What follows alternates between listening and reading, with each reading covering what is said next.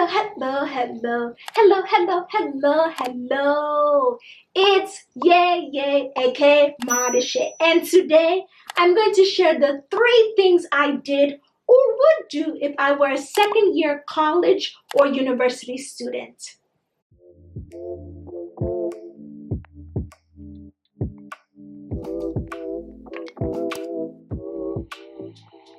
1. Increase the skills that would boost my resume outside of the classroom. If you remember in this video, I mentioned the outcomes joining a club could have. I do not want to focus on the reliance on others to achieve a common goal or the social skills you acquire, but if you need a refresher, check it out here. Instead, let us think about how someone who has the opportunity to know more than a first year or new student can benefit from joining a club and what impact it can have on you. Well, firstly, it gives you something else to do besides studying for an upcoming exam or typing a paper. Joining a club pushes you to structure your day accordingly because you want to get the free pizza at 7 p.m. or this is the only time within the week you can see that acquaintance to circle back on that conversation you guys started last week. Also, you can add this club to your resume, especially if you decide to run for a particular position, which is the main reason why I joined the honors club at my community college. Being the treasurer was advantageous to me for several reasons. I was responsible for writing proposals for the school trips, which were reviewed by the director and later on the board of directors. I also had the chance to work closely with the director, who later on wrote not 1, but 2 recommendation letters on my behalf. As a sophomore who was wrapping up my associate's degree, I wanted to show college admissions staff or future employers and communicate, when appropriate, that I could work on diverse projects, i.e. class assignments and school trip proposals, and sharpen my soft skills. In order to get more experience, you have to show previous experience. Club serves that purpose when communicated well. 2.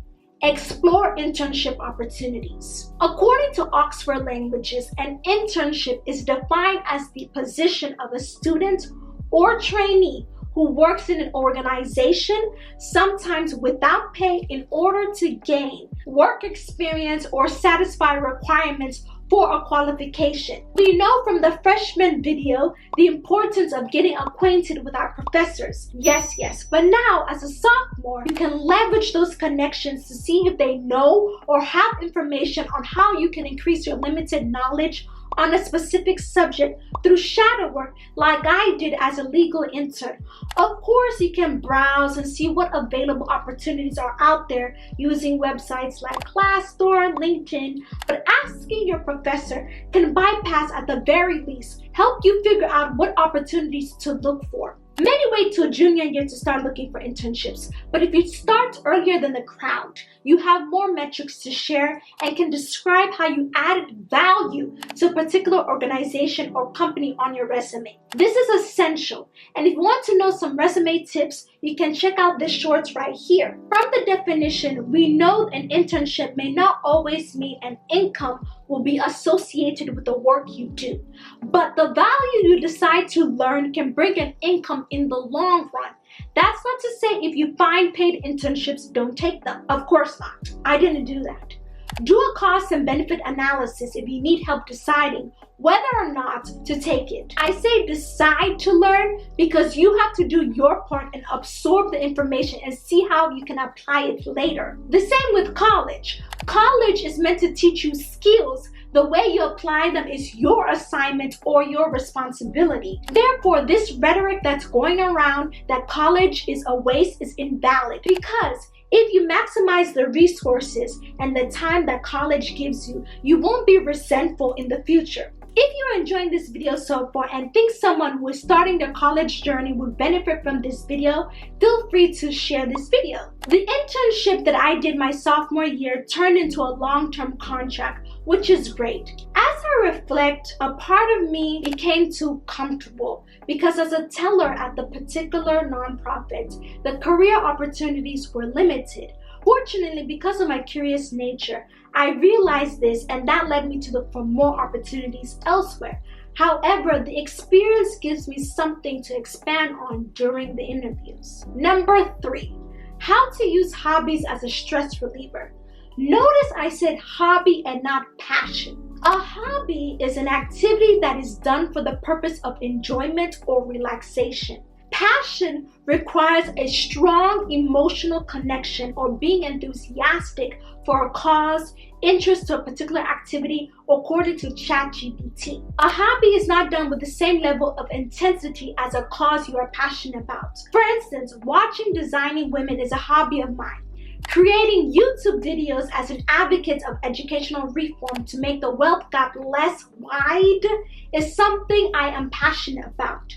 Do I think this could be completely eradicated? No. There will always be someone wealthier, but at least the gap from person A to B can be reduced through knowledge and application. Another passion of mine is writing. I have a blog which you can check out down below, which acts as an extension of my YouTube channel, where I can dive in on experiences and extract the lessons. This isn't groundbreaking, but bears repeating. Being a student requires dedication and stamina. Sometimes the workload is up to here that you might think about giving up.